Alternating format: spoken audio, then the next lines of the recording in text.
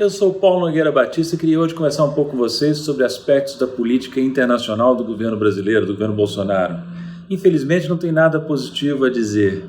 Gostaria de poder fazê-lo, mas não há condições. Assim como na área doméstica, no campo internacional, o governo Bolsonaro tem atuado de maneira, sem exagero, desastrosa, provocando desgaste para a imagem brasileira e perda de posições e interesses do Brasil no exterior. Eu vou dar 3 exemplos. Vou falar do acordo Mercosul-União Europeia, do Banco dos BRICS e da presidência do Banco Interamericano de Desenvolvimento. Começo pelo acordo Mercosul-União Europeia.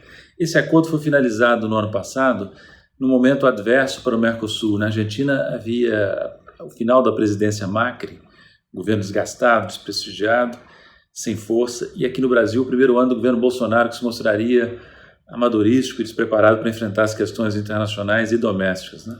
Os europeus aproveitaram essa conjunção de fatores favoráveis, extraíram dos sul-americanos concessões que eles nem mesmo imaginavam poder obter. Saiu assim um acordo desequilibrado que limita seriamente as possibilidades de adoção de políticas públicas por parte do Brasil e que traz poucas vantagens em termos de acesso a mercado para os sul-americanos e muitas vantagens em termos de acesso a mercados para os europeus. Ocorre que, como se diz, né, Deus escreve certo por linhas tortas e aparentemente o diabo também. É possível que esse acordo, muito desfavorável a nós, acabe não saindo do papel por causa das políticas ambientais desastradas do governo Bolsonaro. É que agora o acordo precisa ser transformado em contrato e submetido à ratificação, aprovação dos parlamentos europeus, dos países europeus, do Parlamento Europeu e dos parlamentos dos países do Mercosul. E nesse momento há enorme resistência à ratificação do acordo na Europa por causa da reação dos ambientalistas e de outros grupos às políticas adotadas pelo governo brasileiro. Nós estamos sabendo, entretanto, que os negociadores europeus e a Comissão Europeia têm conversado insistentemente nos bastidores com os setores ambientalistas, explicando que o acordo é altamente favorável à Europa e prometendo a eles que manterão a pressão sobre o governo brasileiro para reverter as suas políticas destrutivas na área ambiental. Então, apesar da resistência ambientalista, não é impossível que o acordo venha a ser sacramentado pelos europeus.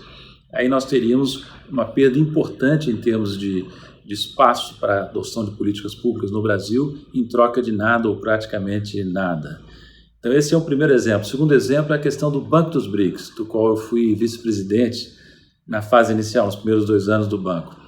Esse banco, quando estava sendo finalizada a negociação que levaria ao acordo, na cúpula dos BRICS em Fortaleza, em 2014, havia uma questão importante pendente. Qual dos 5 países dos BRICS, Brasil, Rússia, Índia, China e África do Sul, teria o direito de indicar o primeiro presidente do banco que se criaria, né? A presidente Dilma Rousseff queria muito que fosse o Brasil, mas a Índia também queria, insistiu muito. E eu fui um dos que, dentro da delegação brasileira, argumentamos que seria mais importante assinar logo o acordo na cúpula dos BRICS em Fortaleza e ceder na questão da presidência.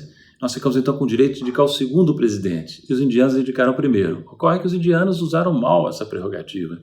Indicaram um senhor chamado K.V. Kamath, ilustre, de carreira ilustre, mas em idade avançada, em regime de pré-aposentadoria, que se sobressaiu durante os seus 5 anos de mandato, basicamente pela inércia.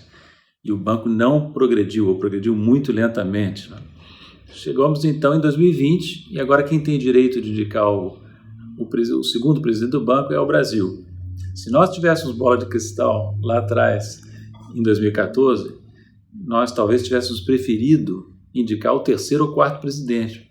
Como poderíamos imaginar naquela época que o Brasil, em 2020, estaria sendo governado pela figura caricata de Jair Bolsonaro? E aconteceu então que o Brasil exerceu esse direito indicando um nome relativamente obscuro, de currículo inadequado. Espero estar errado, mas não tem experiência relevante, chama-se Marcos Troijo, e é um cargo muito difícil porque trata-se de recuperar um banco que começou mal sob a presidência de K.V. Kamath, e volto a dizer, espero estar errado, mas tudo indica que o nome indicado pelo governo Bolsonaro não está à altura do desafio. Então vocês podem imaginar a minha frustração como tendo sido um dos fundadores desse banco, de ver ele passar das mãos de um presidente indiano inerte para as mãos de um presidente brasileiro aparentemente despreparado. Para terminar, eu queria voltar a falar rapidamente de um terceiro exemplo, que é a presidência do BID. O BID é o Banco Interamericano de Desenvolvimento, é um banco importante que financia projetos de desenvolvimento, de investimento na América Latina e no Caribe. Nesse banco, o BID, existe uma regra não escrita que reserva a presidência do banco a um latino-americano. Assim como o FMI, a presidência está reservada a um europeu e no Banco Mundial a presidência está reservada também, por regra não escrita, a um americano. Isso nunca foi questionado, os americanos sempre aceitaram essa regra não escrita. E o Brasil agora julgou, pelo menos o Ministério da Economia julgou, que tinha a oportunidade de lançar um candidato brasileiro para a presidência do BID, que vai se resolver em breve, né? Aí o governo Bolsonaro, através do ministro Paulo Guedes, indicou um nome desconhecido, de novo, um nome relativamente obscuro, contando aparentemente com a relação especial, supostamente especial, entre Trump e Bolsonaro. De repente, todo mundo ficou surpreso em saber que os americanos tinham um nome a indicar, um cidadão americano para a presidência do BID, violando uma regra que sempre foi respeitada desde a criação do banco do BID em 1959, né? Então, uma perda importante para a América Latina. Isso tudo já se sabia. O que veio à tona semana passada, depois que eu falei do assunto com vocês no comentário da semana passada, é que aparentemente a ideia de lançar um candidato americano, estadunidense, à presidência do BID, teria partido do presidente brasileiro, do presidente Bolsonaro. O candidato lançado por Trump, que é um sujeito de extrema-direita, que atuou dentro do governo americano na presidência Trump, aparentemente partiu do presidente brasileiro, por incrível que pareça. Numa entrevista recente, esse candidato americano afirmou que numa conversa telefônica recente, o presidente Bolsonaro teria dito ao presidente Trump: olha, nós estamos pensando em lançar um candidato brasileiro, já tinha lançado, na verdade, mas se você quiser lançar um candidato americano à presidência do BID, o Brasil vai apoiar. Aí diz o candidato americano: nós começamos a considerar seriamente a ideia e lançamos, o meu nome foi lançado para a presidência do BID. Então vocês vejam a que ponto chegamos, a que ponto qual a palavra que eu vou usar, de subserviência, porque viralatismo, a metáfora rodriguiana, Nelson Rodriguiana do Complexo Vira-Lata, já não capta o que está acontecendo. O Brasil voluntariamente oferecer a posição, a presidência do BID a um candidato americano, já não mais pode ser descrito pela metáfora de Complexo Vira-Lata, já é a mais pura e abjeta vassalagem, algo totalmente sem precedentes.